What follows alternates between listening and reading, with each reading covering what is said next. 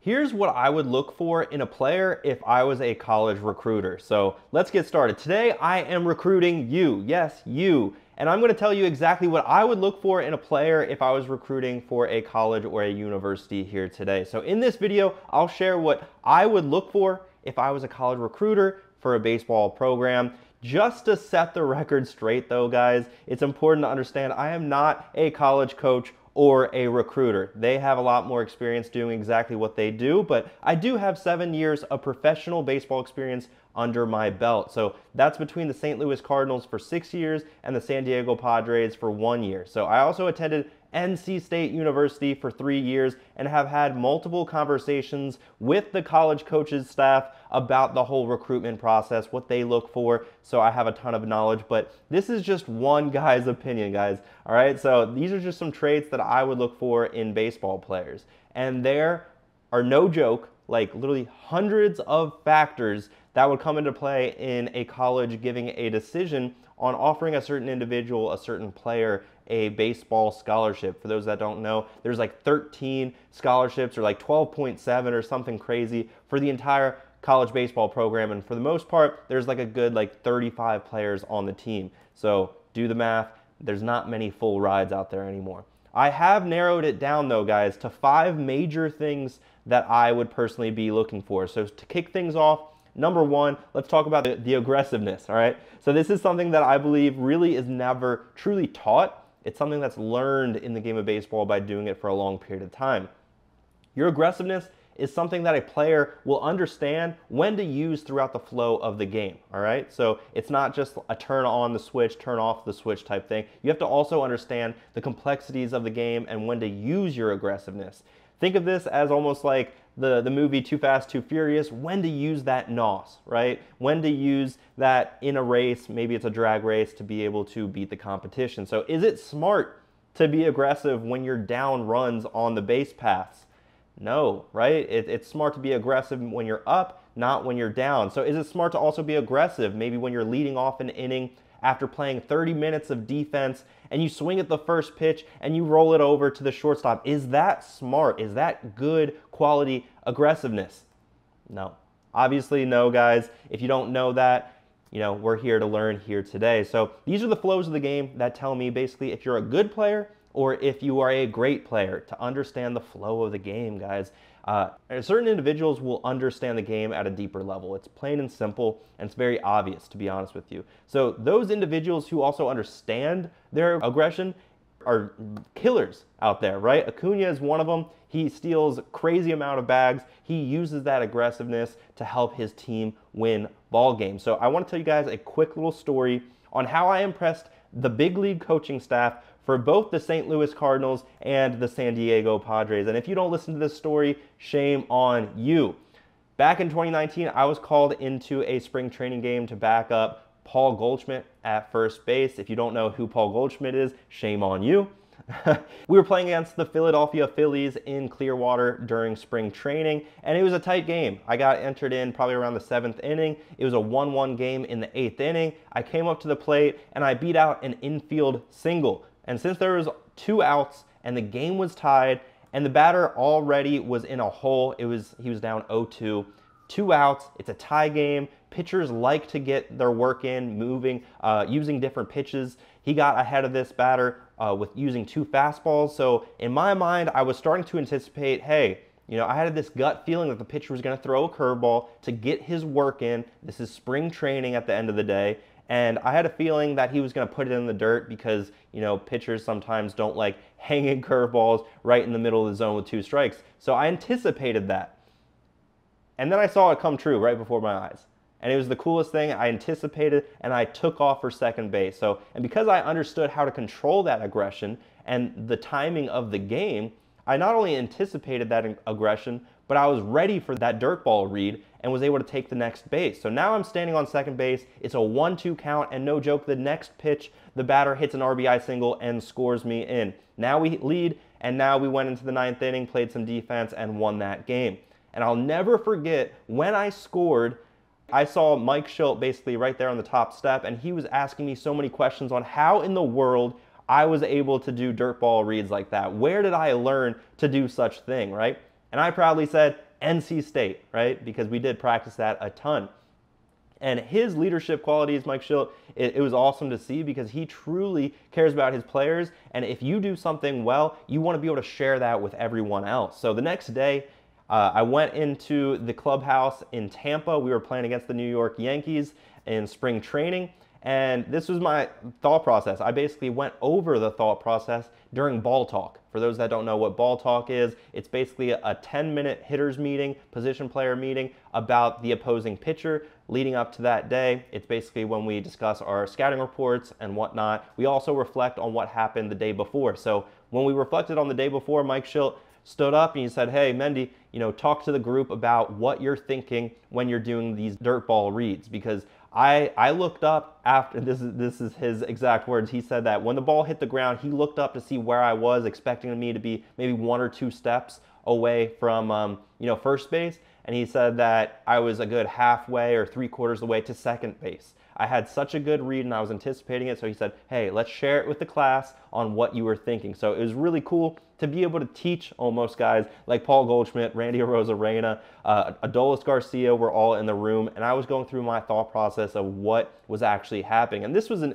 incredible experience for me. I'm not going to say, Paul Goldschmidt's learning anything from me. He's a very detail-driven individual on every component of the game, which is why he is such a great player. But first things first, I was anxious to talk about all of that in front of the group. I'm not the best at public speaking, but Paul Goldschmidt learning from me, what in the world? It was just a really surreal moment. So wrapping up this story of aggression that I had, and ultimately I was prepared for that aggression.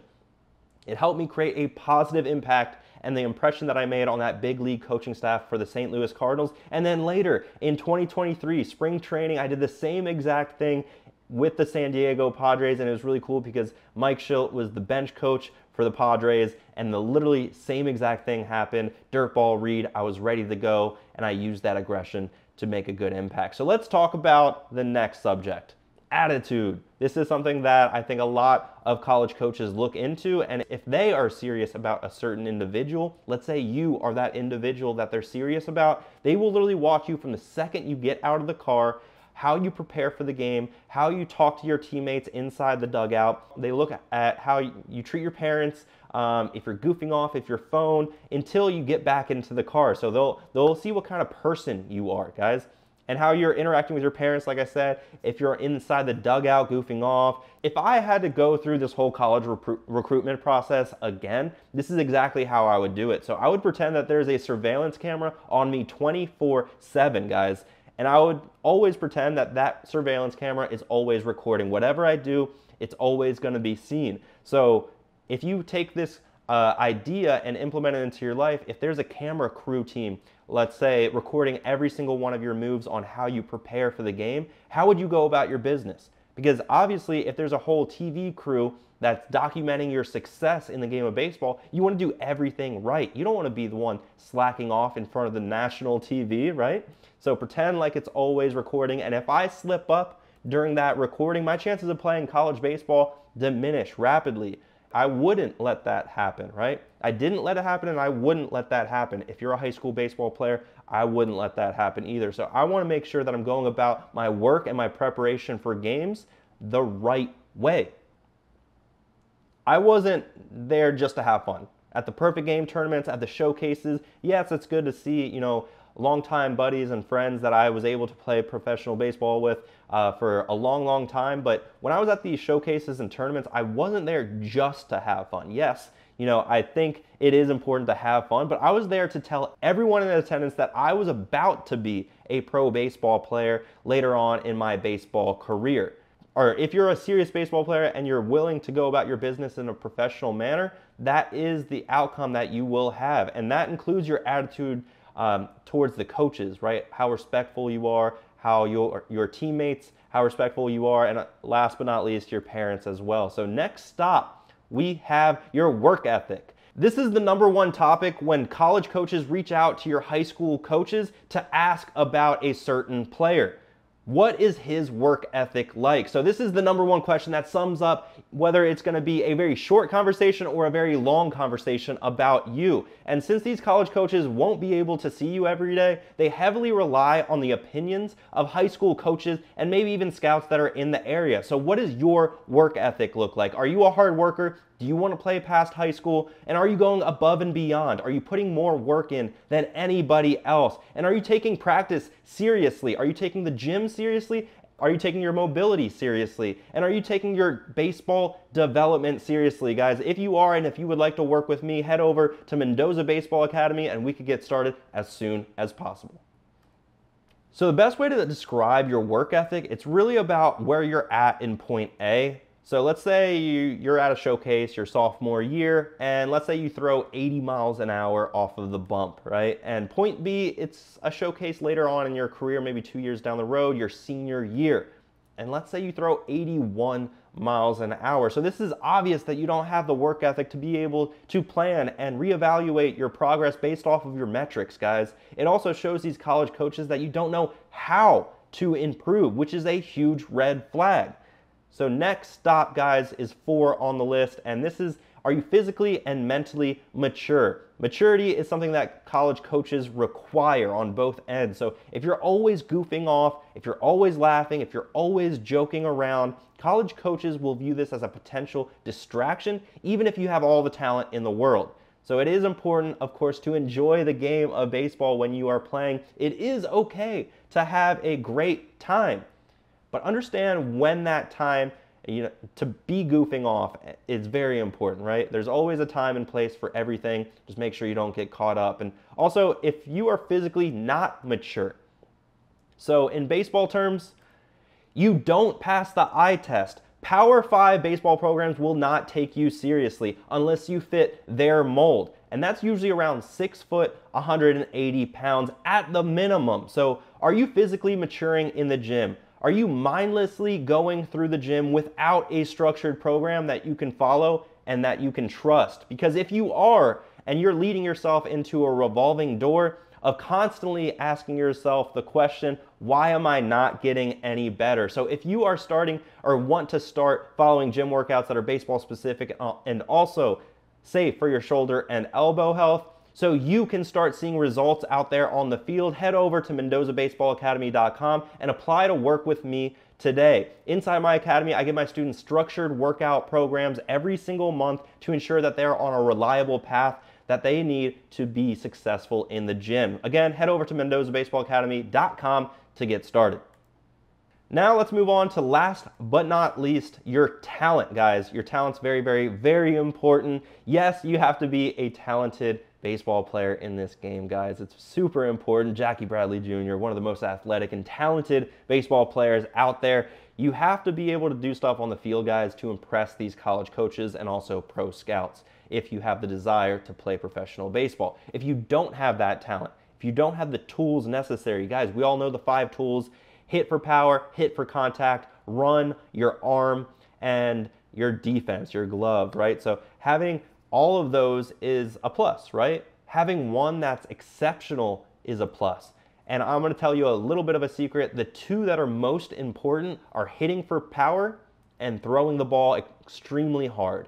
Those are the 2 factors that college coaches, pro scouts are going to be looking for to play baseball at the next level. So if you want some gym workouts, if you want to basically improve your game in that component, that's basically what your focus should be on. So if you don't have the talent, it's going to be extremely hard for you to level up. Think of yourself as pushing a huge boulder up a mountain. That's not going to be too much fun for you. Obviously, if you have the talent, it's going to be like kicking that small little pebble down the entire mountain, right? It's going to be a lot easier for you if you have that talent and for you to be able to play college baseball. This is an equation that I love talking about, guys. Talent equals time multiplied by work. All right? So the more talent we have means the longer we've done something and the more work we've put in. So going back into this, guys, the more talent we have means the more time we've put in. But again, if we don't put in that much work over a long period of time, we're not going to have that much talent. But again, if we work extremely hard for a short period of time, again, we're not going to have that much talent. it kind of gradually works together, time and how consistent you are in working. So some high school baseball players barely have been playing this game for 10 years, right? Maybe you're only a year or two into the game of baseball, which is a short period amount of time, guys. You can't be expecting crazy results in a short period of time. Some baseball players out there in high school are just now working hard. So every single day for the past month, let's say, you've been working extremely hard, you're pushing yourself to play at the next level. Maybe you've been playing baseball for 10 years, but really you've been working hard for a short period of time, 30 days, which also will result in not much talent, right?